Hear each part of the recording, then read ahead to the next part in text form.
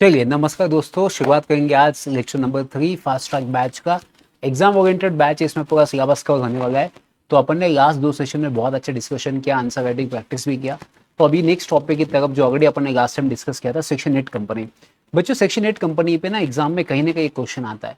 बच्चों के दिमाग में आता है कि सर सेक्शन 8 कंपनी को कैसे प्रिपेयर करना चाहिए, कि हमने मॉडल के 5-6 पेजेस पढ़ने चाहिए या खुद से उसके नोट्स बनाने चाहिए। ऐसे बहुत सारे लोगों का क्वेश्चन आता है। तो मैं आपको हमेशा एक चीज़ एडवाइस करता हूँ कि अगर आप सेक्शन 8 कंपनी को पढ़ना चाहते हो कि ऐसा पढ़िए कि बाद में इसको पढ़ने की जरूरत ही नहीं पड़े। जैसे एग्जाम्पल बताता हूँ, हमने क्या किया लास्ट लेक्चर में सेक्शन 8 कंपनी के पॉइंट्स के हमने नोट्स बनाए। कैसे नोट्स बनाए? जैसे फर्स्ट पॉइंट, ये कंपनी फॉर्म की जाती है चैरिटेबल पर्पज। सेकंड, इसका अगर लाइसेंस चाहिए तो सेंट्रल गवर्नमेंट लाइसेंस इशू करता है। देन अगर आपको एओ में अल्टरेशन करना है आर्टिकल ऑफ एसोसिएशन में, देन आपको आरओसी का परमिशन चाहिए। अगर सर हमें अल्टरेशन ऑफ एमओए करना है या फॉर एग्जाम्पल कन्वर्जन करना है तो हमको रीजनल डायरेक्टर के पास जाना पड़ेगा। देन हमने पढ़ा कि अगर सर जो प्रॉफिट होता है वो आप सिर्फ चैरिटेबल पर्पज के यूज कर सकते हो, या तो उसको आप एज अ डिविडेंड डिक्लेयर नहीं कर सकते। No OPC and small company, अगर जो OPC 1% company and small company वो सेक्शन 8 कंपनी में कन्वर्ट नहीं हो सकती। इनके नाम में कभी भी प्राइवेट लिमिटेड या लिमिटेड नाम यूज नहीं होता है। तो बच्चों मैं आपको कह रहा हूँ ना, ऐसे अगर आप पॉइंट्स निकालते जाओगे ना तो आपको ना नेक्स्ट टाइम ये सब कुछ बार बार पढ़ने की जरूरत नहीं पड़ेगी। देन INC 32 फॉर्म फाइल करना पड़ता है आपको। देन इसे स्पाइस ई फॉर्म भी कहते हैं। इसके साथ साथ INC 33 जाएगा एमओए का। देन INC 34 जाएगा एओए का, प्लस डिक्लेरेशन जाएगा सब्सक्राइबर का एंड प्लस डायरेक्टर का कि लास्ट साल में कोई 5 साल में कोई फ्रॉड नहीं किया है। देन DI 3 जाएगा कंसर्न डायरेक्टर का। देन DI 12 जाएगा अपॉइंटमेंट का एंड आरओसी के साथ ये डॉक्यूमेंट फाइल करने के बाद वो सर्टिफिकेट ऑफ इनकॉर्पोरेशन इशू कर देगा। तो ये था सेक्शन 8 कंपनी का इनकॉर्पोरेशन का प्रोसेस। कितना सिंपल एंड सिस्टमेटिक पॉइंट्स अपन ने बढ़ाया। तो एग्जाम में 7 मार्क के अगर क्वेश्चन आते हो तो आप इसका आंसर ऐसे ही लिख सकते हो पॉइंट वाइज। जिसके पॉइंट्स रेडी है उसके आंसर्स रेडी है। अब बात करेंगे बच्चों कन्वर्जन की। तो आपको पता अपन यहाँ पे एक पॉइंट ऐड किया था कि अगर लाइसेंस लेना तो सेंट्रल गवर्नमेंट, अगर आर्टिकल ऑफ एसोसिएशन में चेंजेस करना है तो आरओसी, अगर एमओए एंड कन्वर्जन करना है तो उस केस में रीजनल डायरेक्टर। तो अभी इस केस में आपने को कन्वर्जन करना है। सो अगर कन्वर्जन करना है इस सेक्शन 8 कंपनी को या दूसरे कंपनी के केस में, तो उस केस में क्या करना पड़ेगा, रीजनल डायरेक्टर का परमिशन लगने वाला। अब उसके लिए क्या क्या प्रोसेस फॉलो करना है तो अपन एक बार पढ़ लेते हैं। चलिए तो देखिए बच्चों, सबसे फर्स्ट जनरल मीटिंग में आपको स्पेशल रेजोल्यूशन पास करना पड़ेगा। तो मैं क्या कहता हूँ बच्चों, जब भी एग्जाम में ऐसे आपको अच्छे से याद करना है, एग्जाम के पॉइंट ऑफ व्यू से अच्छे पॉइंट्स बनाने, तो मैं हमेशा सजेस्ट करता हूँ कि इसके पॉइंट्स बनाते जाइए। पॉइंट्स बनाते जाइए मतलब क्या है कि जितने अच्छे से आप पॉइंट्स बनाओगे उतना रिवीजन के लिए इजी होगा। अब देखिए, अगर मुझे for example section 8 company convert करना है, क्या करना है बच्चों, सेक्शन 8 कंपनी कन्वर्ट करना है, तो पहला पॉइंट मेरे दिमाग में क्या आना चाहिए कि बच्चों सेक्शन 8 कंपनी कन्वर्ट करने के लिए आपको बोर्ड मीटिंग करना पड़ेगा। देन बोर्ड रेजोल्यूशन पास करना पड़ेगा। देन उसके बाद आपको जनरल मीटिंग करना पड़ेगा एंड देन उसमें स्पेशल रेजोल्यूशन पास करना पड़ेगा। ये होगा आपका फर्स्ट स्टेप। सेकेंड स्टेप, जब भी आप जनरल मीटिंग कंडक्ट करोगे उसमें एक एक्सप्लेनेटरी स्टेटमेंट जाएगा। अब एक्सप्लेनेटरी स्टेटमेंट का मतलब क्या होगा कि फॉर एग्जाम्पल अगर मुझे सेक्शन 8 कंपनी किसी भी कंपनी में कन्वर्ट करना है तो उसका मुझे डिटेल एक्सप्लेनेशन देना पड़ेगा। तो जो नोटिस होगा, नोटिस के साथ साथ एक पेज जाएगा जो डिटेल एक्सप्लेनेशन की बात करता है, तो ये भी आपको देना पड़ेगा। देन पॉइंट नंबर 3, ये सब कुछ देने के बाद आपको एक एप्लीकेशन फाइल करना पड़ेगा रीजनल डायरेक्टर के पास, सर INC 18। तो ये कहता है ये सब किस, इसके साथ साथ आपका INC 18 जाएगा, प्लस इसके साथ ये फीस जाएगा। ये आपको किसको फाइल करना है बच्चों, ये बेसिकली आपको रीजनल डायरेक्टर को फाइल करना है। ठीक है, तो हमारा जो रीजनल डायरेक्टर है उसके साथ ये हमें फाइल करना है।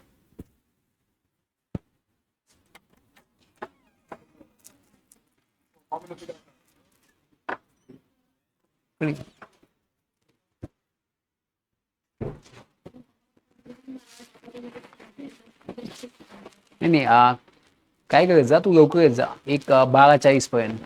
कधी कधी क्लासरूम लवकर खाली होतो. आज 12:40च मी आलोय, पण चालू नाही केलं आता, जस्ट 1 मिनिटच झालं चालू केलंय. मी म्हणलं की तू येऊस तर थांबावं. तर 12:40 पर्यंत आली ना, कधी कधी लवकर झालं तर लवकर चालू होते.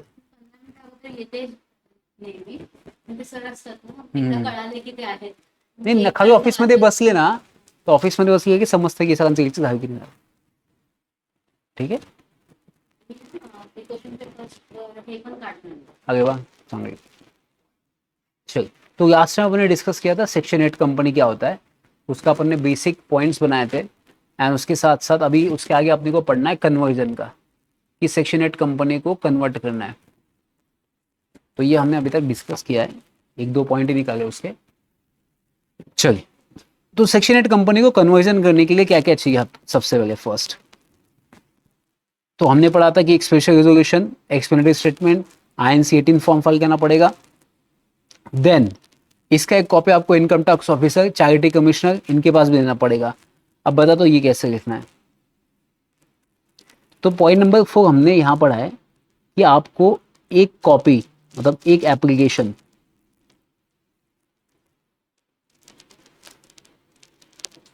आपको इनके साथ साथ एक एप्लीकेशन इनकम टैक्स ऑफिस में भी देना है, प्लस चैरिटी कमिश्नर के पास भी देना है।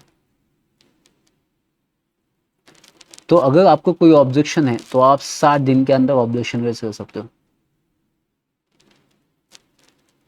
क्या कर सकते हो? ऑब्जेक्शन रेज कर सकते हो। तो हमने क्या पढ़ा कि कन्वर्जन अगर आपको करना है, तो अगर हमें कन्वर्जन करना है तो ये कहता है कि सबसे पहले फर्स्ट आपको board meeting, board resolution and special general meeting, special resolution pass करना होगा। देन एक्सप्लेनेटरी स्टेटमेंट जाएगा, उसके साथ डिटेल में एक एक्सप्लेनेशन जाता है। देन INC 18 फॉर्म जाता है, उसके साथ फीस जाएगा, ये किसको जाएगा? रीजनल डायरेक्टर को। उसके बाद इसका एक एप्लीकेशन जाएगा इनकम टैक्स ऑफिस में, चैरिटी कमिश्नर के पास जाएगा। 60 दिन के अंदर आपको कोई ऑब्जेक्शन है तो आप ऑब्जेक्शन बता सकते हो। देन उसके बाद आपको ना न्यूज़पेपर में भी एडवर्टाइजमेंट देना पड़ता है, ठीक है। तो within a week submitting the application to the regional director, मतलब रीजनल डायरेक्टर को जिस दिन एप्लीकेशन दिया उसके एक वीक के अंदर आपको न्यूज़पेपर में क्या करना है? एडवर्टाइजमेंट देना है। क्या एडवर्टाइजमेंट देना है? कि फॉर एग्जाम्पल अगर आपको कोई ऑब्जेक्शन है तो आप ऑब्जेक्शन रेज कर सकते हैं। तो क्या लिखेंगे यहाँ पे पॉइंट नंबर 5 कि आपको INC 19 जो फॉर्म होगा वो बेसिकली एडवर्टाइजमेंट का होगा।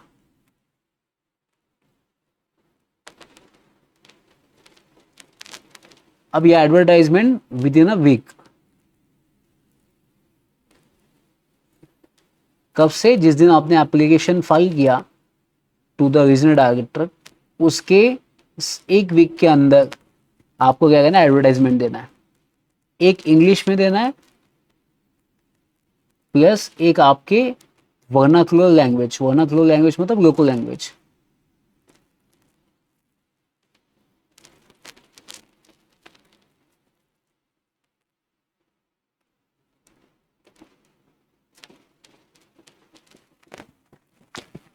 तो हो गया पॉइंट नंबर 5 कि INC 19 में मेरा एप्लीकेशन जाएगा जिसमें एडवर्टाइजमेंट जाएगा within a week from the application to director, English में जाएगा, प्लस एक वर्नाक्युलर लैंग्वेज में जाएगा। वर्नाक्युलर मतलब that depends on your office, अगर महाराष्ट्र में तो मराठी जाएगा, तमिल में तो तमिल जाएगा, उसके हिसाब से डिपेंड करता है, ठीक है। देन उसके साथ साथ आपको क्या करना है? इसके साथ साथ आपको रीजनल डायरेक्टर को आपके annual return plus financial statement भी फाइल करने हैं। किसको फाइल करने हैं? आपको रीजनल डायरेक्टर को फाइल करना है, ठीक है। देन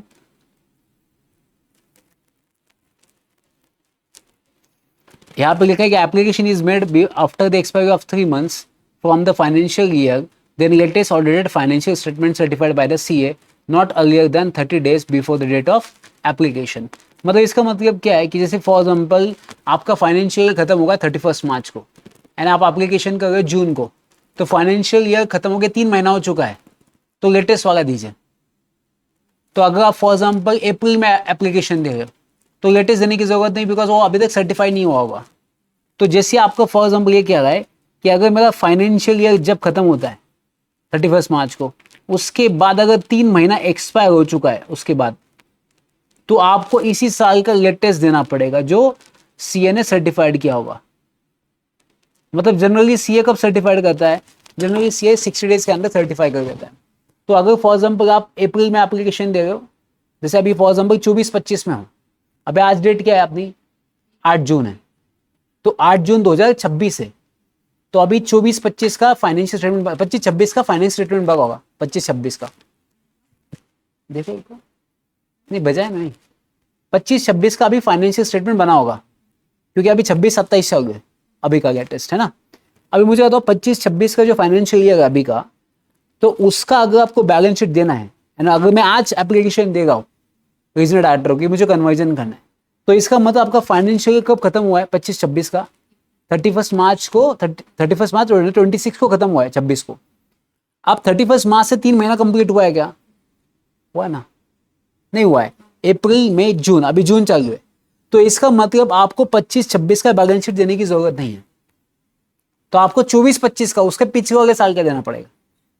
तो अगर आपके 3 महीने खत्म होते, अप्रैल मई जून खत्म होता, अगर आप जुलाई में एप्लीकेशन देते, तो आपको 25-26 का लेटेस्ट बैलेंस शीट ऑडिट करके, जो ऑडिटेड होगा और सी होगा वो सर्टिफाई करके आपको देगा, वो आपको सबमिट करना पड़ेगा।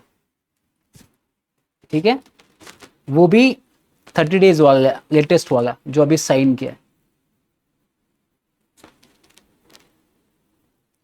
ठीक है, देन उसके बाद point number 7, then regional director उसके बाद क्या देगा? आपको परमिशन देगा। रीजनल डायरेक्टर बोलेगा ठीक है तुमने सब कुछ डॉक्यूमेंट सबमिट किया है, तो हम आपको क्या कर देते हैं? परमिशन दे देते हैं। देन उसके बाद परमिशन मिलने के बाद आपको जनरल मीटिंग में स्पेशल रेजोल्यूशन पास करना पड़ेगा कि हमको क्या करना है, एमओए में अल्टरेशन करना है। क्योंकि अगर ये एमओए में अल्टरेशन ही होगा ना, ऑब्वियस बात है, देन ये सब डॉक्यूमेंट आपको किसके साथ फाइल करना पड़ेंगे? आरओसी के साथ। देन आरओसी क्या करेगा? सर्टिफिकेट ऑफ इनकॉर्पोरेशन इशू कर।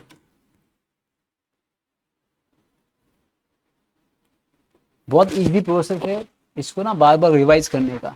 तो क्या करने का? सबसे अगर एग्जाम में क्वेश्चन पूछा कि कन्वर्जन करना है सेक्शन 8 कंपनी को, कोई भी कंपनी में, तो पहले आपको board meeting, board resolution, general meeting, उसके बाद जब भी आप जनरल मीटिंग में स्पेशल रेजोल्यूशन पास करोगे, मेक श्योर दैट उस नोटिस के साथ एक्सप्लेनेटरी स्टेटमेंट जाना चाहिए पूरा डिटेल, प्लस INC 18 एक एप्लीकेशन जाएगा किसके पास? रीजनल डायरेक्टर के साथ।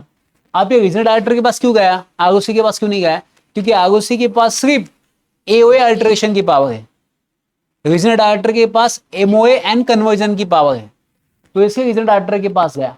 आप ये एप्लीकेशन इसके साथ साथ income tax officers and charity commissioners कोई पेंडिंग है तो 60 दिन के अंदर आप ऑब्जेक्शन दे सकते हो। देन आपको एक INC 19 में एडवर्टाइजमेंट देना पड़ेगा, एक इंग्लिश में एक हिंदी न्यूज़पेपर में। आपको किसी को ऑब्जेक्शन तो वो ऑब्जेक्शन ले सकता है एक वीक के अंदर, जैसे आपने एप्लीकेशन फाइल कर दिया रीजनल डायरेक्टर को, उसके एक वीक के अंदर। देन आपको latest annual return financial statement भी फाइल करने पड़ेंगे। अगर आपका फाइनेंशियल खत्म हो गया, 3 महीना खत्म हो चुका है, तो लेटेस्ट देना पड़ेगा, अदरवाइज आप प्रीवियस वाला दे सकते हो। देन इसके बाद आरडी आपको क्या देगा? परमिशन देगा। जैसे परमिशन मिल जाएगा तो एमओए को चेंज करने के लिए जनरल मीटिंग में स्पेशल रेजोल्यूशन पास करना पड़ेगा, एंड उसके बाद ये पूरे डॉक्यूमेंट्स आपको आरओसी के साथ फाइल करना पड़ेगा। देन आरओसी आपको क्या करेगा? सर्टिफिकेट ऑफ इनकॉर्पोरेशन इशू करेगा। तो ये सिंपल प्रोसेस है। तो सेक्शन 8 कंपनी का था, इसके ऊपर अपन ने पॉइंट्स बनाए थे। सेक्शन 8 कंपनी को कन्वर्ट करने से ना, ये इसके पॉइंट्स है, समझा आपको? अब एग्जाम में अगर क्वेश्चन बना तो एग्जाम में ये क्वेश्चन बन सकता है, क्या इनका लाइसेंस कैंसिल हो सकता है? मतलब देखिए अपन ने क्या पढ़ा था, एक बार अपन इसमें बताते हैं मैं आपको कि अपन ने अभी तक, अगर आपने देखा होगा कि अपन ने अभी तक ये पढ़ा कि भाई साहब सेक्शन 8 कंपनी होता क्या है, वो अपन ने उसके पॉइंट्स बना लिए। एग्जाम में यहाँ पे एक क्वेश्चन बन सकता है अगर बना तो। फिर इसके आगे अपन गए, इसके आगे अपन ने क्या पढ़ा? कन्वर्जन वाला पॉइंट पढ़ा दिया कि कन्वर्जन ऑफ कंपनी। तो कन्वर्जन ऑफ कंपनी में हमने पढ़ लिया। तो आपने अभी तक क्या पढ़ा था कि जब भी सेक्शन 8 कंपनी बनना आपको लाइसेंस चाहिए, तो ये कौन देता है जनरली लाइसेंस? Central government. फिर अपन ने कन्वर्जन के केस में पढ़ा कि एमओए एंड कन्वर्जन, इसके लिए किसके पास पावर दी है? गवर्नमेंट। ये ठीक है। अब हुआ कि अपन अभी नेक्स्ट स्टेप पे आए। अभी अपना नेक्स्ट स्टेप क्या है यहाँ पे? Revocation, revocation of licence. अब ऑब्वियस बात है रिवोकेशन भी कौन करेगा? तो ऑब्वियस बात है जिसने लाइसेंस दिया वही क्या करेगा? इसको रिवोकेशन करेगा। मतलब कौन करेगा? Central government. अब क्यों रिवोकेशन कर सकता है एक बार देखना पड़ेगा। तो सबसे आगे फर्स्ट, अब सेंट्रल गवर्नमेंट ने क्या किया? पावर अगेन डिलीट किया। किसको? रीजनल डायरेक्टर वो लाइसेंस कैंसिल कर सकता है। कब कर सकता है? Contravention of the conditions. ये क्या है कि आप तभी कैंसिल कर सकते हो, आपने जिस कंडीशन के बेसिस पे हमने आपको लाइसेंस दिया था वो कंडीशन ही आपने क्या कर दी? कॉन्ट्रावेंशन, मतलब ब्रेक कर दी। जैसे फॉर एग्जाम्पल हमने बताया था कि पोल्यूशन मत करना क्रिएट, आपने पोल्यूशन क्रिएट कर दिया, तो आपने कंडीशन का वायलेशन किया, आपका लाइसेंस कैंसिल हो सकता है। फिर दूसरा पॉइंट क्या कहता है ये कि आपका जो अफेयर्स है कंपनी का वो फ्रॉड कर रहा है, मतलब आप फ्रॉडलेंट पर्पज कर रहे हो, तो उस केस में वो कैंसिल कर सकता है। तो फॉर एग्जाम्पल आपके कंपनी के जो अफेयर्स है वो फ्रॉड इन्वॉल्व है, तो ये दो केसेस में आपका लाइसेंस क्या हो जाएगा, कैंसिल हो जाएगा। एंड अगर कैंसिल हो जाएगा देन क्या करना पड़ेगा, रजिस्ट्रार क्या करेगा, नाम डाल देगा आपके आगे, लिमिटेड या प्राइवेट लिमिटेड, फिर आपकी कंपनी क्या कर देगा, बंद कर देगा। तो जैसे आपका ये हो जाएगा, जिसके बाद कौन पिक्चर में आएगा, आरओसी आएगा। अब ये डिसीजन क्या, अगर आपका लाइसेंस कैंसिल होगा, यहाँ पे उन्होंने आपका लाइसेंस क्या कर दिया, अगर उन्होंने आपका लाइसेंस कैंसिल कर दिया फॉर एग्जाम्पल यहाँ पे, तो आरओसी क्या करेगा, उसके बाद आपके नाम में ऐड कर देगा। क्या ऐड करेगा, या तो लिमिटेड या तो प्राइवेट लिमिटेड, ये स्टेप हो सकता है। उसके बाद आपके कंपनी को क्या करने की कोशिश करेगा, वाइंड अप करने की कोशिश करेगा। सर वाइंड अप में भी ऑप्शन है यहाँ पे, तो क्या होगा, वाइंड अप जो एक्सेस एसेट है वो ट्रांसफर की जाएंगी अनदर कंपनी जो सिमिलर ऑब्जेक्ट है। तो ये क्या करेंगे, वाइंड अप में क्या होगा, इनके पास दूसरा ऑप्शन है कि आपकी कंपनी की जो असेट है, सरप्लस असेट है।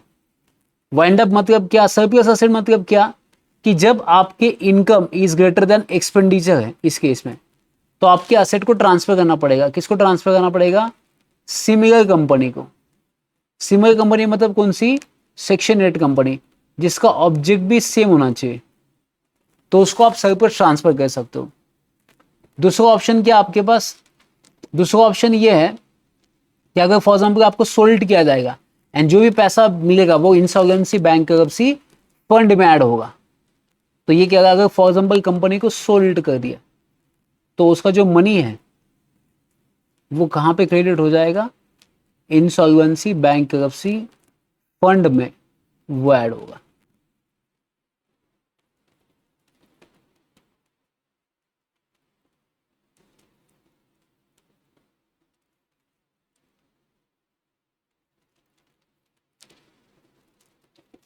इस फंड में ऐड होगा। देन अगर कंपनी को अमलगमेटेड करना है तो सेम सिमिलर कंपनी के साथ भी क्या कर सकता है, अमलगमेशन कर सकता है। तो तीसरा ऑप्शन इनके पास ये है कि आप अमलगमेशन कीजिए विद सिमिलर कंपनी। अमलगमेशन मतलब उनके साथ मर्ज हो जाना, ऐसे कंपनी के साथ जो सिमिलर कंपनी है। तो एग्जाम में कहीं ना कहीं ये 5 मार्क का क्वेश्चन बनने के चांसेस बन सकते हैं।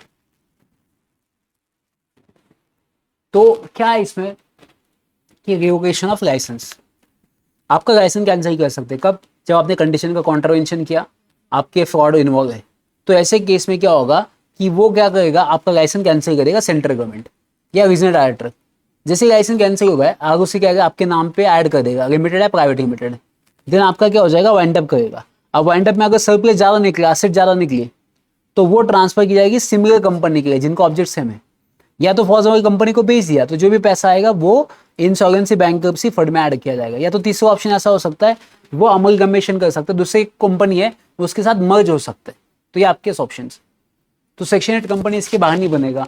एक फॉर्म कैसे करना है, कन्वर्जन कैसे करना है एंड रिवोकेशन कैसे करना है, बस इसके बाद एक क्वेश्चन भी बना तो अपने पॉइंट्स रेडी है। लिखा,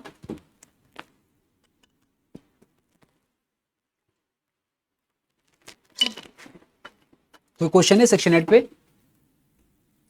सेक्शन 8 कंपनी पे कोई क्वेश्चन था क्या, है क्वेश्चन सेक्शन 8 पे, कौन सा है बताइए।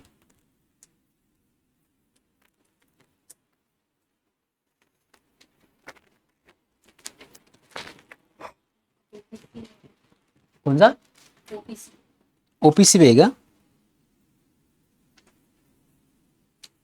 जेवढे टॉपिक झालेत मी तेवढे टिक होते.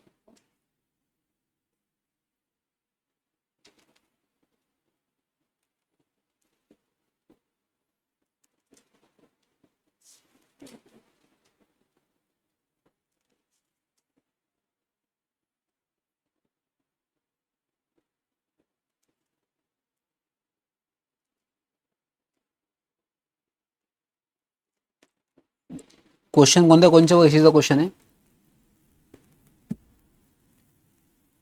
ओपीसी वही थी क्या? ओपीसी पे क्वेश्चन है।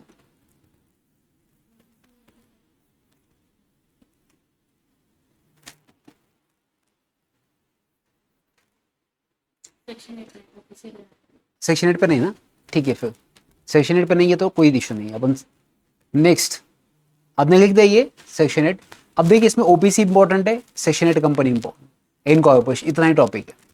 अगर फॉर एग्जाम्पल आप कोई डिफॉल्ट करते हो, आप फॉर एग्जाम्पल नॉन कंप्लायंस करते हो, तो आपका पेनल्टी कितना होगा यहाँ पे 10 लाख से लेके 1 करोड़ रुपए तक होगा। एंड डायरेक्टर्स को कितना होता है 25,000 रुपीज से 25 लाख रुपीज होता है। एंड अगर फ्रॉड किया तो अपन ने वो सेम 447 चार चार लोग मिलकर साथ में फ्रॉड करते हैं, वो अपन ने पढ़ा था, तो ये वापस पढ़ने की जरूरत नहीं है।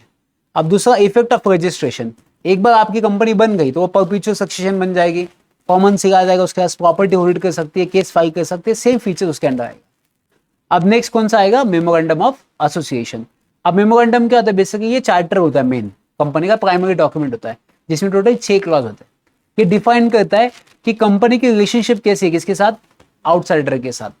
मतलब अगर जब भी आप कोई कंपनी में इन्वेस्टमेंट करना चाहता है तो मेक श्योर उसने क्या पढ़ के आना चाहिए, एमओए पढ़ना चाहिए। अगर एमओए के बियॉन्ड जाते हो तो उससे अल्ट्रा वायरस कहा जाता है ट्रांजैक्शन को, ये अपन पढ़ने वाले। उसके साथ आपने कौन सा आता है, नेम क्लॉज। अब नेम क्लॉज में क्या होता है, लिमिटेड या वर्ल्ड लिमिटेड या प्राइवेट लिमिटेड नाम आता है सेक्शन इसमें नेम क्लॉज में। तो देखिए एक तो लिमिटेड नाम होगा, पब्लिक कंपनी है तो प्राइवेट कंपनी तो क्या होगा, private limited. But section 8 company के क्या है, एग्जाम्पशन है, प्लस आईएफएससी कंपनी के लिए। अगर आपको इनकॉर्पोरेशन करना है तो अपन ने पढ़ा था स्पाइस फॉर्म जाता है, आईएनसी 32 में जाता है। तो इन्होंने बोला सर अगर फॉर एग्जाम्पल रीसबमिशन करना है, अगर कोई डिफेक्ट है नाम में, तो आप क्या कर सकते हो, resubmission shall be allowed within 15 days for the rectification of defects if any changing the name of the existing company. अगर एग्जिस्टिंग कंपनी कोई नाम डिफेक्ट है, खराब है, तो आप 15 दिन के बाद वापस क्या कर सकते हो, अंदर रीसबमिट कर सकते हो। जैसे मैंने नाम डाल दिया अक्षय, ऑलरेडी कहीं पे रजिस्टर्ड है, तो आपको वापस फॉर्म सबमिट करना पड़ेगा, रीसबमिट 15 दिन के अंदर, वो भी चल सकता है। अब देखिए याद रखने यहाँ पे लिखा है कि चेंजिंग ऑफ नेम की आपको फॉर्म सेम फाइल करना पड़ेगा, रन फॉर्म होता है। नाम के लिए कौन सा फॉर्म होता है, रन। रन का फुल फॉर्म पता है, रिजर्वेशन ऑफ यूनिक नेम। तो ये बेसिकली इस फॉर्म का फुल फॉर्म है कि रिजर्वेशन ऑफ यूनिक नेम।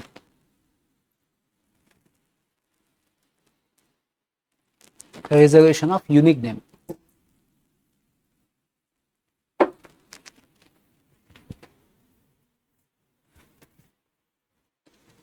ठीक है। अब कब आप नाम के लिए अप्लाई नहीं कर सकते, एग्जाम्पल आपका नाम क्या है, आइडेंटिकल है, या फॉर एग्जाम्पल अगर आपका नाम कोई ऑफेंस है, जैसे मर्डर, कोई मर्डर नहीं डाल सकता बिकॉज वो क्राइम है, या तो undesirable opinion of the central government, central government को लगता है कि ये अनडिजायरेबल है, अगेंस्ट द पब्लिक पॉलिसी है, company is connected with the central government, जैसे लोग डालते इंडिया, तो इंडिया नाम डाला तो कंपनी गवर्नमेंट से कनेक्टेड ऐसा लगता है, तो कंफ्यूजन होता है। या तो फॉर एग्जाम्पल आप ऐसे नाम अथॉरिटी, अंडरटेकिंग, नेशनल कमीशन, ऐसे नाम उसमें यूज नहीं कर सकते आप। जैसे एग्जाम्पल दिया, देखिए आप यहाँ पे दिया ग्रीन्स टेक्नोलॉजी लिमिटेड, एंड यहाँ पे लिखा है ग्रीन्स टेक्नोलॉजी लिमिटेड। इन दोनों में डिफरेंस क्या है, नजर आ रहा है आपको? हाँ, तो ये ऐसे एग्जाम तो कंफ्यूजन होता है, आइडेंटिकल है, सेम है, तो आप ऐसे नहीं कर सकते। यहाँ पे एबीसी बीच में ये डॉट डॉट है, यहाँ पे नहीं है, तो ऐसा होता है। तो ये क्या कहता है कि अगर कोई आपका नाम सिमिलर है, आइडेंटिकल है, या डिजायरेबल है, या अगेंस्ट द पब्लिक पॉलिसी है, तो ये नाम आपको नहीं मिल सकता।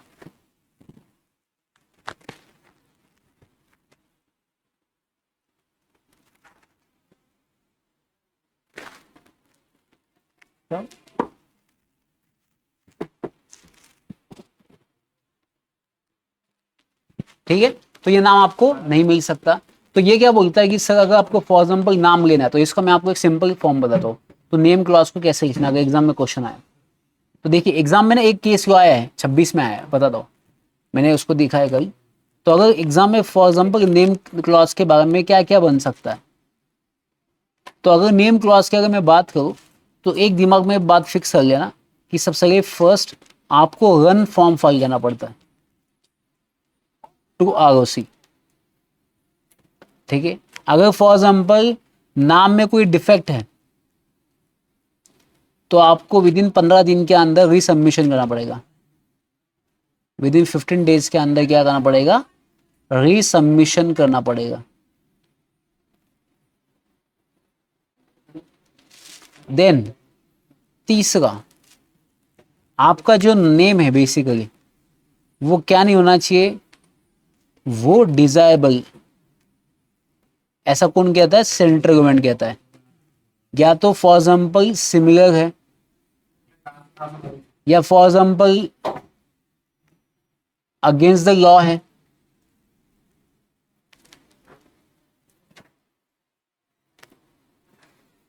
या तो फॉर एग्जाम्पल, या तो example connected with the central government है।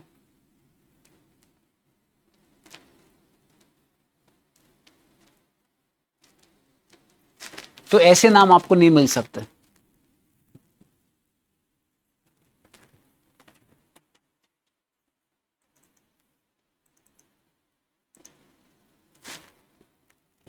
ठीक है, ये नेम क्लॉज के 3 पॉइंट रखना। ठीक है, रन फॉर्म फाइल करना पड़ेगा। अगर कोई डिफेक्ट है तो 15 दिन के अंदर आपको क्या करना पड़ेगा, उसको भी सबमिशन करना पड़ेगा आरओसी के साथ। नेम आपका डिजायर भी नहीं होना चाहिए, सिमिलर नहीं होना चाहिए, अगेंस्ट द लॉ नहीं होना चाहिए, connected with the central government. या आपके नाम में फॉर एग्जाम्पल क्या नाम नहीं होना चाहिए, इंडिया, और फॉर एग्जाम्पल नेशनल, या फॉर एग्जाम्पल अथॉरिटी, ये आपके नाम में नहीं होना चाहिए। ठीक है, चलिए अब नेक्स्ट क्या करते हैं सर, रिजर्वेशन ऑफ नेम। अगर आपको नाम रिजर्व करना है तो क्या करना पड़ेगा सर? सबसे फर्स्ट तो आपको देखिए, जिस दिन आपको reservation of name, period of 20 days from the date of approval, 20 दिन तक आपके पास वो नाम रहेगा। जैसे आरुष ने अप्रूव कर दिया कि ये नाम आपको मिल सकता है, तो 20 दिन के अंदर उसको यूज करना है। अगर एग्जिस्टिंग कंपनी है तो रिजर्वेशन ऑफ चेंज नेम कितने दिन के अंदर? 60 days from the date of approval. अब बताता हूं मैं आपको, देखिए ये पॉइंट नंबर 4 क्या कहता है। पॉइंट नंबर 4 ये कहता है कि फॉर एग्जाम्पल सर, अगर मेरी न्यू कंपनी है एंड अगर वो अगस्ती ने अप्रूव कर दिया नेम, तो 15 डेज में क्या करना है मुझे? उसको यूज करना है। अगर फॉर एग्जाम्पल ये कहता है कि सर कोई एग्जिस्टिंग कंपनी है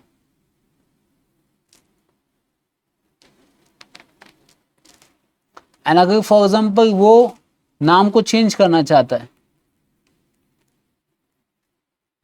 चेंज किया नेम उन्होंने एंड अगर उसने अप्रूव किया, तो 60 दिन के अंदर आपको क्या करना है? उसको यूज करना है।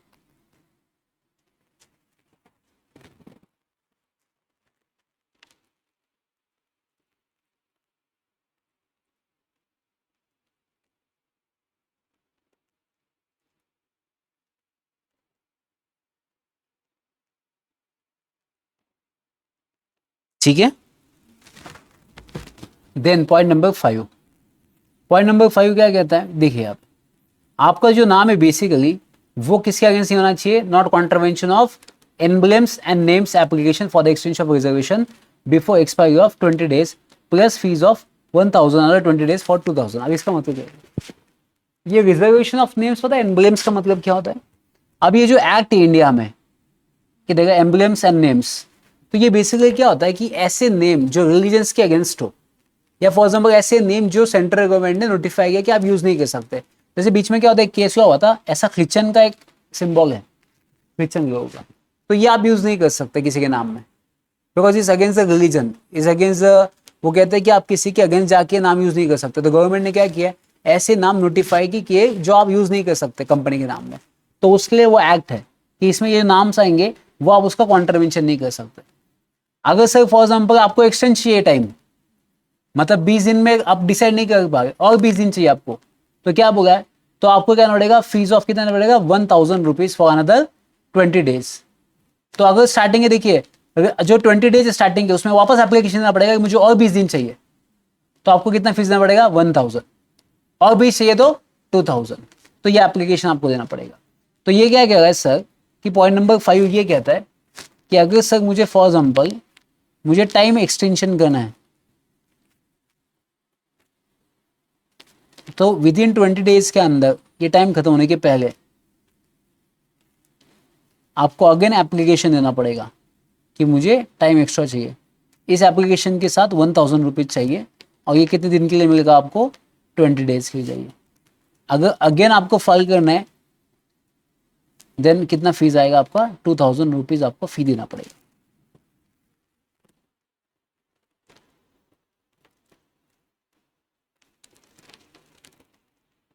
ठीक है, तो सिंपल बात है, तो याद रखना।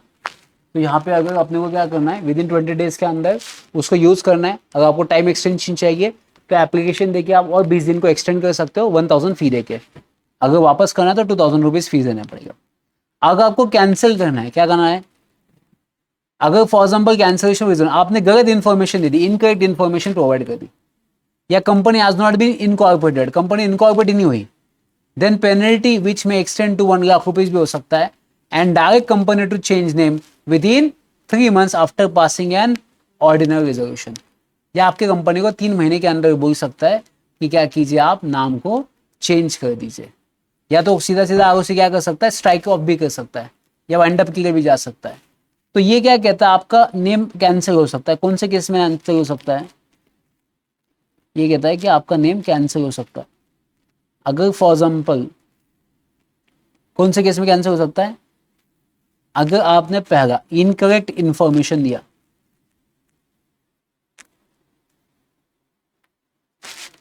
या तो दूसरा क्या किया आपने, इनकॉर्पोरेशन आपने किया ही नहीं,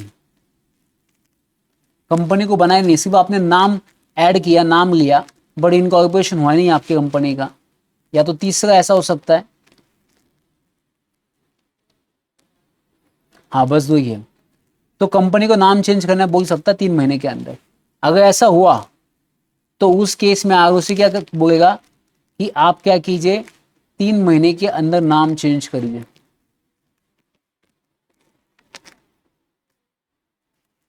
तीन महीने के अंदर क्या कर दीजिए, नेम को चेंज कर दीजिए। या तो आरओसी क्या कर सकता है, स्ट्राइक ऑफ भी कर सकता है, या तो वाइंड अप भी कर सकता है।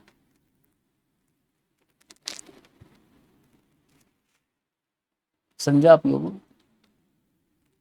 चलिए, तो एग्जाम में अभी देखिए इसके बाद कोई पॉइंट नहीं बनेगा, ये सफिशिएंट नेम क्लॉज। तो अगर मुझे एग्जाम में क्वेश्चन आया नेम क्लॉज के बारे में, तो सिंपल है, रन फॉर्म देना पड़ेगा आरओसी के साथ। वो कितने दिन के लिए मिलता है, 20 दिन के लिए नाम मिलता है। एग्जिस्टिंग कंपनी तो 60 दिन के लिए मिलता है। बट अगर आपको नाम को एक्सटेंशन करना है तो और आपको 20 डेज के अंदर कर सकते हो अप्लाई, 1000 रुपीज़। अगर अगेन करना है तो 2000 रुपीज़। तो नेक्स्ट क्या होगा, कैंसिल भी हो सकता है, इनकरेक्ट इन्फॉर्मेशन दे दिया। अगर फॉर एग्जाम्पल इनकॉर्पोरेशन नहीं हुआ तो अगर से आपको 3 महीने के अंदर नाम चेंज करने के लिए बोल सकता है, या तो सीधा स्ट्राइक ऑफ भी कर सकता है, या तो वाइंड अप भी कर सकता है। तो ये नेम क्लॉज होता है। नेम क्लॉज में इतना ही, नेम क्लॉज पे भी क्वेश्चन आते कभी कभी। ठीक है, नेक्स्ट कौन सा क्लॉज है, अब ये सिचुएशन क्लॉज। सिचुएशन क्लॉज मतलब कौन सा, रजिस्टर ऑफिस क्लॉज।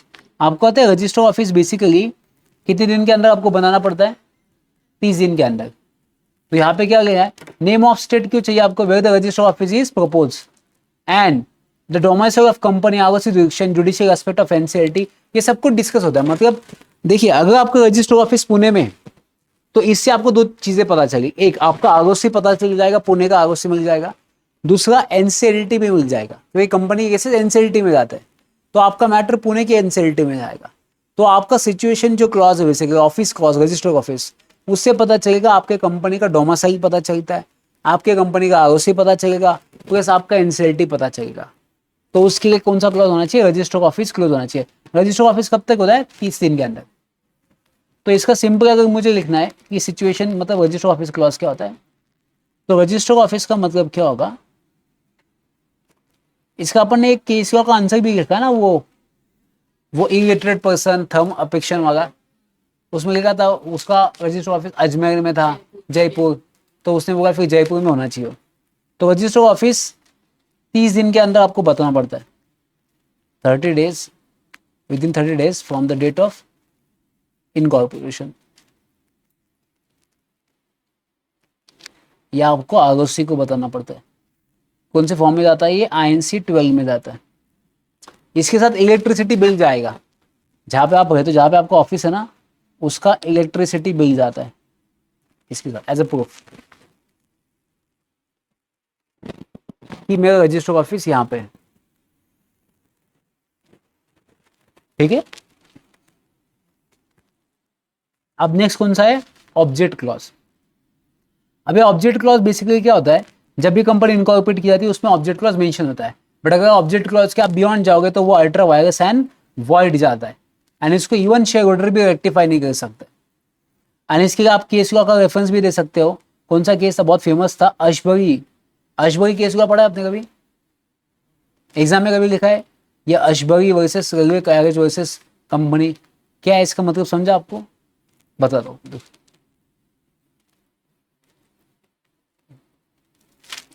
देखिए सबसे इंपॉर्टेंट क्या होता है, कंपनी का ऑब्जेक्ट क्लॉज। अब कंपनी का ऑब्जेक्ट क्लॉज इंपॉर्टेंट क्या है, क्योंकि उससे कंपनी की पावर पता चलती है।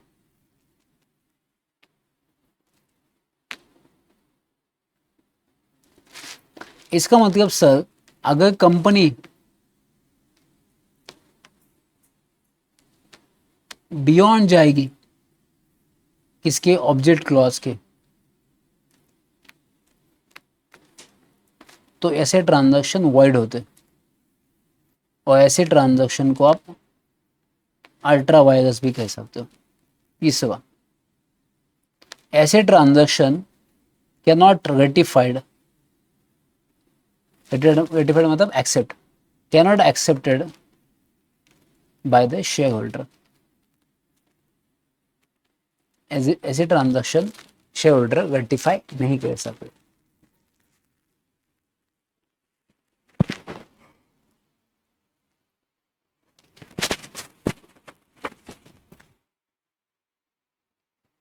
और ऐसे ट्रांजैक्शन में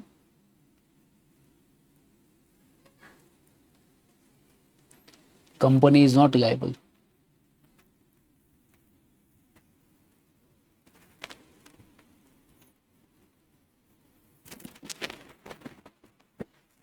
ठीक है। अभी देखिए फॉर एग्जाम्पल कंपनी के ऑब्जेक्ट क्लॉज में उनको ऑब्जेक्ट लिखा था कि कंपनी, फॉर एग्जाम्पल उन्होंने बोला था कि कंपनी कंस्ट्रक्शन बिजनेस कर सकती है। अब एमओए बेसिकली क्या होता है, पब्लिक डॉक्यूमेंट होता है ना, तो ये कहता है कि एमओए आपका क्या है, पब्लिक डॉक्यूमेंट है।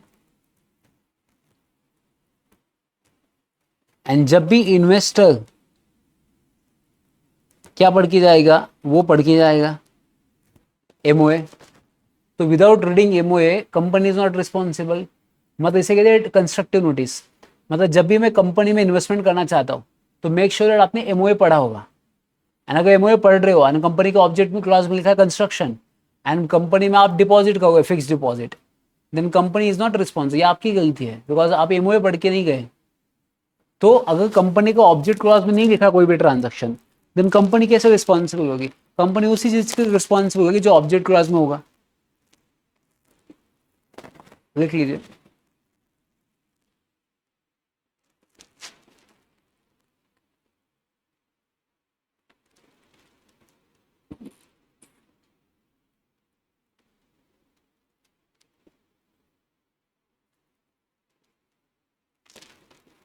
ठीक है, चलो नेक्स्ट, एंड उसी को अपन डॉक्टर ऑफ अल्ट्रा वायरस कहते हैं। अगर तो आप इसका केस का रेफरेंस देना है तो आप एग्जाम में दे सकते हैं, अशबरी रेलवे कैरेज वर्सेस साइगॉन। तो ये बहुत फेमस केस था अशबरी वाला।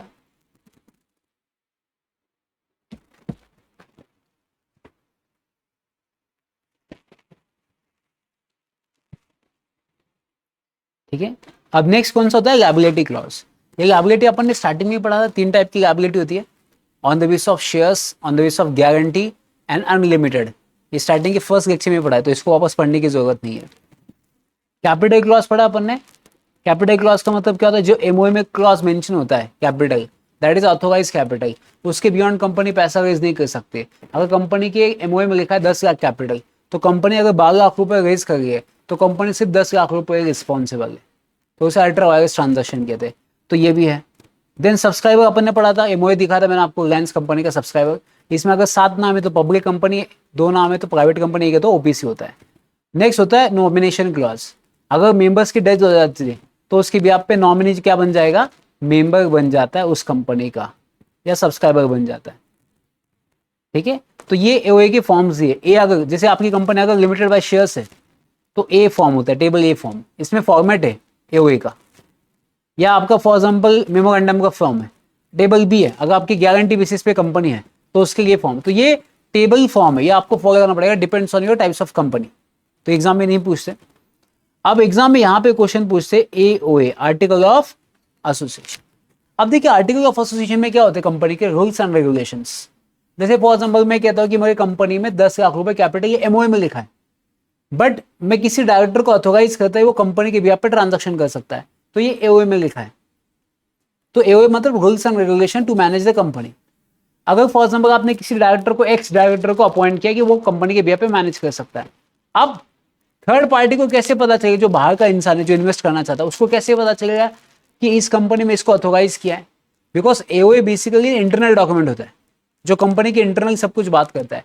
तो जब भी अगर आप एओए में कुछ चेंज करना चाहते हो तो पब्लिक को बताइए कि मैं ये डायरेक्टर को चेंज करना चाहता हूँ। अदरवाइज अगर आपने चेंज कर दिया पब्लिक को नहीं बताया, जैसे फॉर एग्जाम्पल मैं कंपनी का डायरेक्टर हूँ, मैं पैसे एक्सेप्ट करता हूँ कंपनी के बिहाफ पे, तो मुझे निकाल दिया गया, अब मैं नहीं हूँ, बट ये को नहीं पता होगा ना। तो कोई मेरे पास आया, उसने पैसा दिया मेरे पास, उसको नहीं पता था कि मेरे को निकाल दिया, तो उसने अगर मुझे पैसा दिया तो उस केस में कंपनी को पैसा देना पड़ेगा फिर, क्योंकि आपने बताया नहीं आउटसाइडर को। तो एओए में अगर कुछ चेंज करना चाहते हो तो आपको आउटसाइडर को इन्फॉर्म करना पड़ता है, अदरवाइज फिर कंपनी को वो पैसा देना पड़ेगा। और इनका अल्टरेशन कैसा होता है, स्पेशल रेजोल्यूशन ही पास करना पड़ता है। प्राइवेट कंपनी के लिए तो पूरे मेंबर्स का कंसेंट चाहिए, पब्लिक कंपनी के लिए सिर्फ स्पेशल रेजोल्यूशन पास करना पड़ता है, ठीक है। और जहां जहां स्पेशल रेजोल्यूशन आता है वहां का आता है एमजीटी 14 फॉर्म फाइल करना। अब एग्जाम में बहुत सारी जगह पे ना दोनों में डिफरेंस पूछा गया है। 7 मार्क का क्वेश्चन आया था जनवरी 26 में, आई थिंक एक क्वेश्चन आया था, difference between MOA and AOA.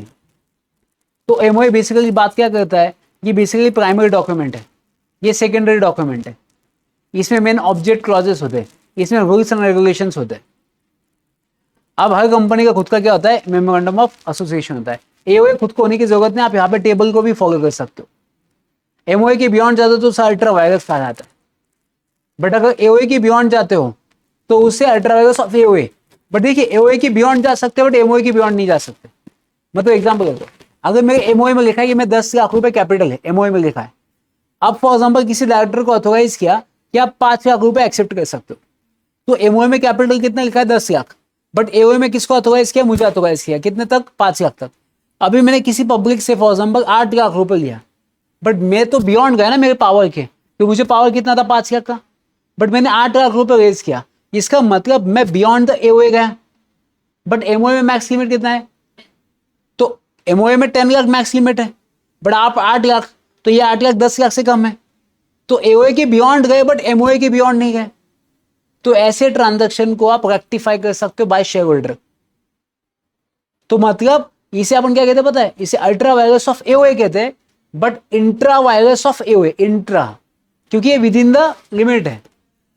तो एओए के जब बियॉन्ड जाते हो तो क्या कहेंगे, अल्ट्रा वायरस ऑफ एओए, जब आप एमओए के अंदर रहोगे तो क्या कहेंगे, इंट्रा वायरस ऑफ एमओए। तो याद रखना एओए की बियॉन्ड गया तो चलता है, बट एमओए की बियॉन्ड नहीं जाना चाहिए। जिस दिन आप एमओए की बियॉन्ड चले जाओगे तो ट्रांजैक्शन वैलिड नहीं होता, इवन शेयर होल्डर भी उसको पास नहीं कर सकते। एओएला शेअरहोल्डर सर्टिफाय करू शकतात यस, एओए के बियॉन्ड जाइए बट एमओए के मत जाइए तो आपका शेयर होल्डर रेक्टिफाई करेगा। जैसे अगर मैंने 8 लाख का ट्रांजैक्शन किया है तो शेयर होल्डर एक्सेप्ट कर सकता है 8 लाख, कोई इशू नहीं, बट एमओए के मतलब अंडर होना चाहिए वो, ठीक है। अब ये क्या है, डॉक्ट्रिन ऑफ कंस्ट्रक्टिव नोटिस। अब डॉक्ट्रिन ऑफ कंस्ट्रक्टिव नोटिस मैंने क्या बताया था आपको कि याद रखना, जब भी कोई आउटसाइडर आएगा कंपनी में इन्वेस्टमेंट करने के लिए, मेक श्योर दैट उसको पता होना चाहिए कि एमओए में क्लॉजेस क्या है। सो अगर कोई ये कहेगा मैं एमओए नहीं पढ़ के आया, so negligence of investor can not be treated as evidence in the court, या डिफेंस नहीं कह सकते आप, क्योंकि आपका duty, MOA is a public document है। तो while before investing in a company you should read MOA. Without reading MOA, if you investing any amount in the company, then company is not responsible, but it's your duty. उसे क्या कहेंगे अपन, doctrine of constructive notice कहेंगे। समझा आपको। तो ये यहाँ पे ना एग्जाम्पल में भी दिया है, केस हुआ का भी डाल सकते हो। यहाँ पे अर्नेस्ट वर्सेस निकोल का केस हुआ दिया था, कि भाई साहब जब भी कोई इन्वेस्टर इन्वेस्ट करना चाहता है तो मेक श्योर उसने वो नोटिस पढ़ के जाना चाहिए, क्योंकि कल जाके आपको पता होना चाहिए कंपनी क्या है। अब यहाँ पे ना डॉक्ट्रिन ऑफ, देखिए कंस्ट्रक्टिव नोटिस का मतलब क्या होता है कि यार डीम टू बी माना जाएगा कि आप एमओए पढ़ के गए हो। इसके अपोजिट में एक कंसेप्ट है that is doctrine of internal management, ये इसका एक्सेप्शन आता है। इंटरनल मैनेजमेंट मतलब क्या, इंटरनल आप जो भी चेंज कर रहे हो बोर्ड ऑफ डायरेक्टर्स में या रूल्स रेगुलेशन में, that should be inform to the outsider. तो मैं अगर इसको मैं इसे रॉयल ब्रिटिश बैंक का तरकंड रूल भी कहते हैं, ये बहुत फेमस रूल है तरकंड। तो अगर मुझे सिंपल अगर इसको लिखना है कि सर मैं क्या कहता हूं, देखिए अगर मुझे सिंपल फॉर्म में लिखना है कि जनरली जब भी आप एमओए हैं या आपका पब्लिक डॉक्यूमेंट है, ठीक है, तो अपन ये कहते हैं कि जब भी इन्वेस्टर कंपनी में इन्वेस्टमेंट करेगा, इन्वेस्ट करना चाहता है, तो मेक श्योर दैट उसने क्या पढ़ना चाहिए, एमओए को पढ़ना चाहिए। सर अगर विदाउट रीडिंग एमओए होगा,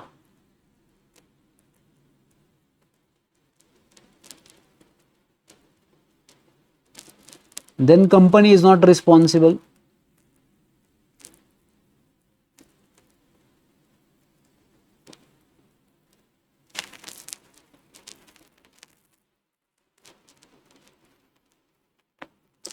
It is an constructive notice.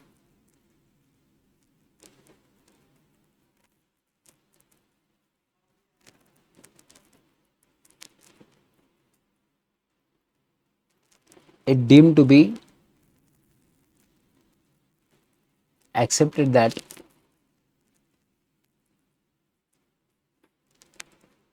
investor know the MOA.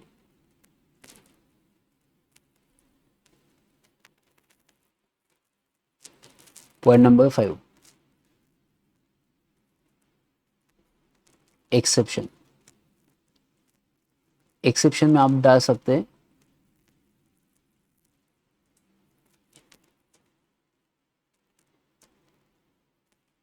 Doctrine of indoor management.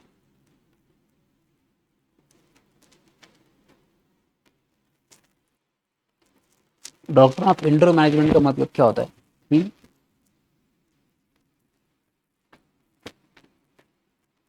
any changes in AOA inform to the outsider.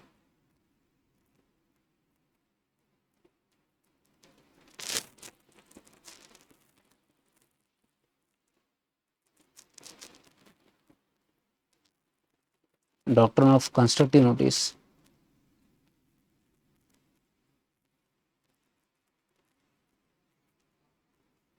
is not applicable.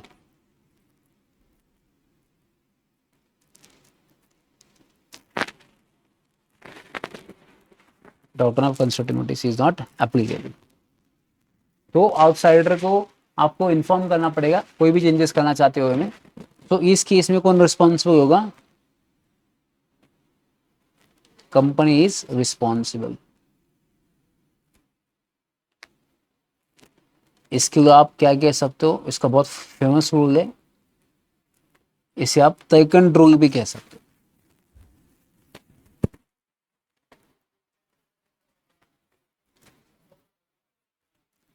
ठीक है, चलिए अब इसमें कुछ एक्सेप्शंस है कि सर हमने इन्फॉर्म करने के बाद कंपनी इज नॉट रिस्पॉन्सिबल। मतलब जैसे एग्जाम्पल बता दो, देखिए आउटसाइडर को इसका नॉलेज था, फिर भी उसने पैसा डाला तो कंपनी इज नॉट रिस्पॉन्सिबल। तो ये क्या कह रहा है कि कौन से ऐसे केस है जिसमें कंपनी इज नॉट रिस्पॉन्सिबल। तो इसका मतलब ये बात कर रहा है एक्सेप्शन की।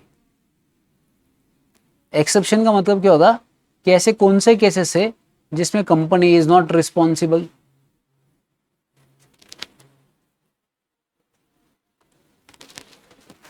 हेलो, यस यस,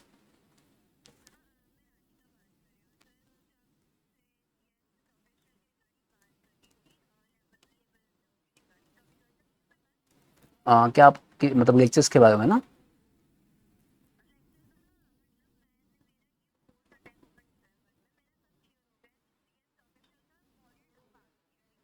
ओके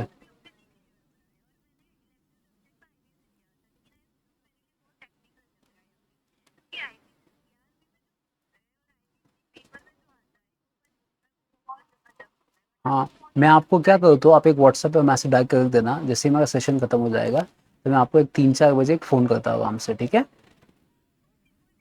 मुझे बट मैसेज, हाँ व्हाट्सएप पे एक मैसेज डाल के रखना। Okay, yes sir, okay, WhatsApp करना। ओके, वो क्या अभी हमने रिसेंटली एक बैच खत्म किया ना फाइनल का CS प्रोफेशनल, वो बहुत अच्छा रिस्पॉन्स रहा है, जो हमने पढ़ा है वही एग्जाम में आया है। मतलब बच्चों ने 95% तक अटेम्प्ट किया है, 100 तक, जो मैंने बताया था वही आया है। बहुत अच्छा गया। अभी इसमें भी इंटर में भी बहुत इजी इजी टॉपिक जिस पे आपने ज़्यादा फोकस करना चाहिए, वो बताऊंगा मैं कैसे कैसे करना है अभी के लिए।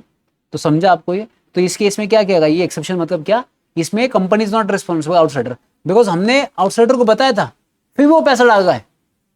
जैसे फॉर एग्जाम्पल हमने आउटसाइडर को बताया कि अभी अक्षय सर नहीं है डायरेक्टर, वो छोड़ के जा चुके, दूसरा डायरेक्टर आ चुका है, फिर भी लोगों ने अक्षय सर के पास पैसा लिया। तो इसका मतलब हमने आपको बताया था। डॉक्टर ऑफ इंटरव्यू मैनेजमेंट क्या कहता है कि हम इंटरनली चेंज कर गए तो company is responsible, company has duty to inform the outsider, that is doctor of interview management. Exception क्या है कि इस केस में कौन रिस्पॉन्सिबल है? Outsider. Doctor of interview management में कंपनी इज रिस्पॉन्सिबल, तो ये एक्सेप्शन है। तो पहला उसका नॉलेज उसको था, सेकंड उसने क्या कर दिया, नेग्लिजेंस कर दिया, उसको बताने के बावजूद भी उसने ऐसा किया। देन तीसरा आप बोल सकते वहां पे उसने फॉर्जरी, मतलब किसी ने फेक साइन किया एंड फिर डॉक्यूमेंट लेके आया, तो उस केस में कंपनी इज नॉट रिस्पॉन्सिबल, ठीक है?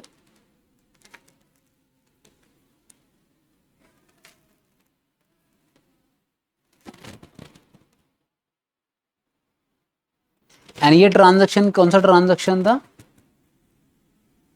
अल्ट्रा वायरस, तो कंपनी इज नॉट रिस्पॉन्सिबल।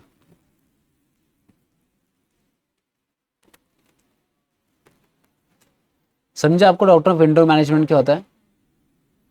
चल अभी उसके पहले ना कोई क्वेश्चन आएगा देख लो एक बार अल्ट्रा वायरस पे, या फॉर एग्जाम्पल फिर अपने चैप्टर कल खत्म हो जाएगा चैप्टर अपना, चैप्टर नंबर 2, फिर अपन थर्ड चैप्टर पे जाएंगे, प्रोस्पेक्टस एंड अलॉटमेंट। कोई केस को देखिए एक बार।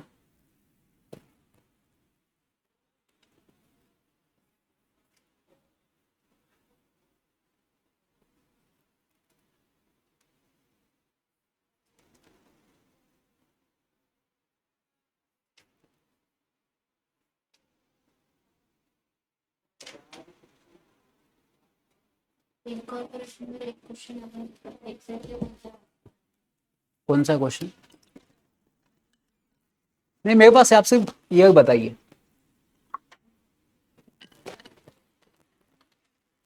ईयर नहीं क्या उसमें? हाँ ये क्वेश्चन पेपर है। नहीं मेरे पास ना बता दीजिए, कोई इशू नहीं है, मेरे पास बाकी क्वेश्चन पेपर है। अच्छा इसका ऊपर का वो छूट गया है क्या?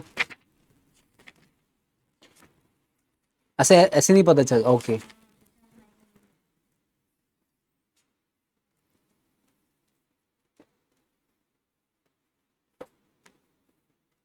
अच्छा अच्छा, okay okay. Question number 3A, group of 5 professional. मुझे लगा ये क्वेश्चन पेपर ना आई थिंक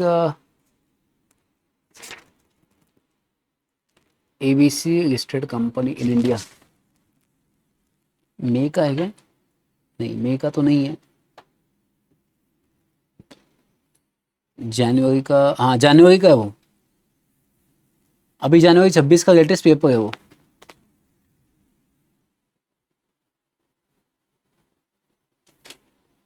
ये वाला ना, ये लीजिए, इस पर डाल दीजिए हेडिंग जनवरी 2026 करके हेडिंग डाल दीजिए, मतलब आपको भी याद रहेगा वो। क्या लिखा है चलो एक बार देखते हैं। A group of 5 professional decided to start a private limited company in the anti drone solutions. 5 हो गए चलेगा, प्राइवेट कंपनी मिनिमम 2 चाहिए, उनके पास 5 है, कोई इशू नहीं है। Under the name of drone private limited in April 2025 the company wants to have its registered office in Mumbai on April 2025। It applied for the name reservation through run, received approve on, कितने April 6 अप्रैल को उनको permission मिला है, मतलब अपने का important क्या है, ये डेट। उनको परमिशन कब मिला है, अब 6 अप्रैल को उनको नाम मिला है, मतलब 20 दिन का टाइम है यूज करने के लिए। तो क्या लिखा है, ऑन मे 15, मतलब 20 दिन के अंदर।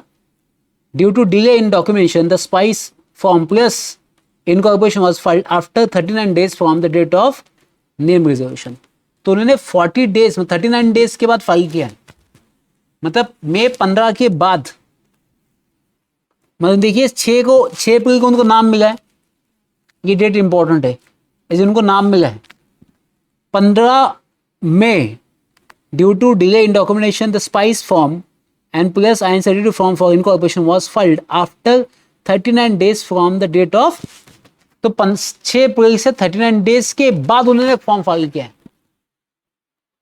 तो 20 दिन के अंदर जाना चाहिए था use.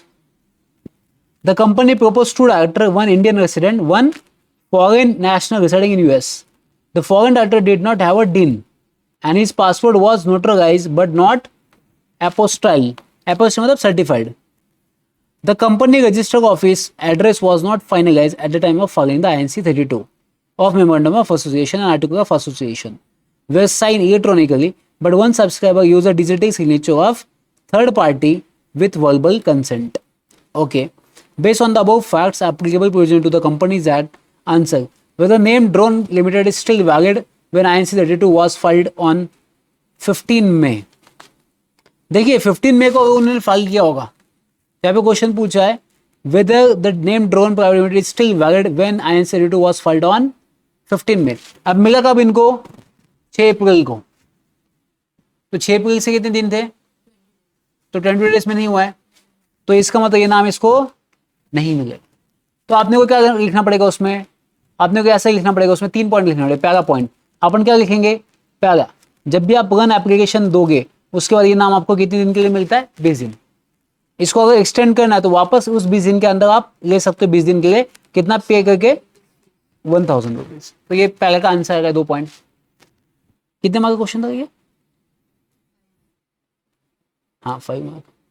Then question number, it is mandatory to provide the company's register office address at the time of incorporation.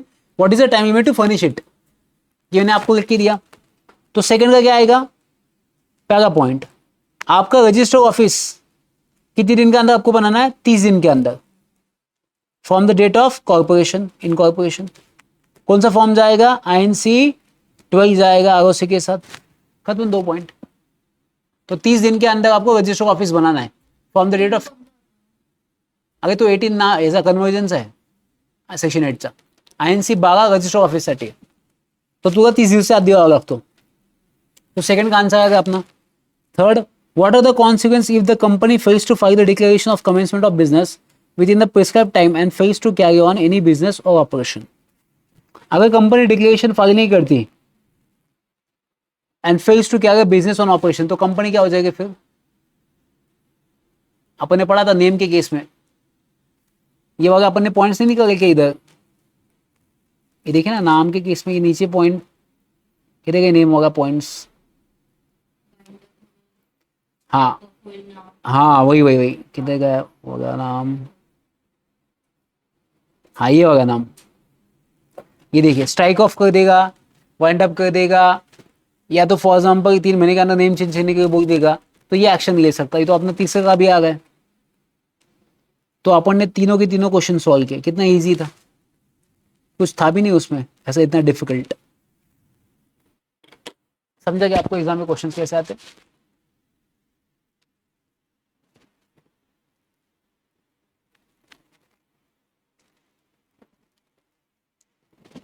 ठीक है,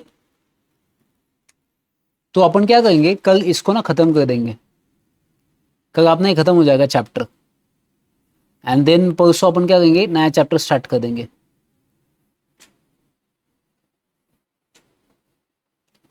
देन परसों अपन prospectus and allotment of security start कर देंगे। यही बड़ा चैप्टर है सिर्फ इनकॉर्पोरेशन का, बाकी सब छोटे छोटे चैप्टर्स है। बाकी इसमें मैं जहां बताऊंगा वहां ज्यादा फोकस करना है। अभी इसमें कैसा है, नेम पे क्वेश्चन आता है, सेक्शन 8 पे आता है, OPC पे आता है, ये 3 इंपॉर्टेंट है। वैसे हर चैप्टर का मैं बताऊंगा, वही किया तो आपके एग्जाम में वही आएगा।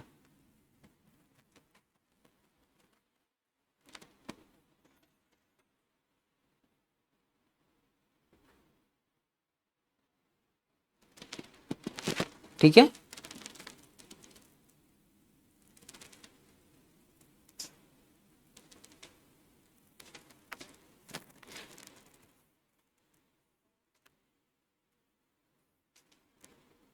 एंड घर पे जाके एक बार चेक करने के क्वेश्चंस, इसका आंसर लिख लिया ना, कल मुझे दिखाना इसका आंसर, तो अपन चेक करते इसका आंसर, आपको आंसर राइटिंग प्रैक्टिस कैसा है, ठीक है।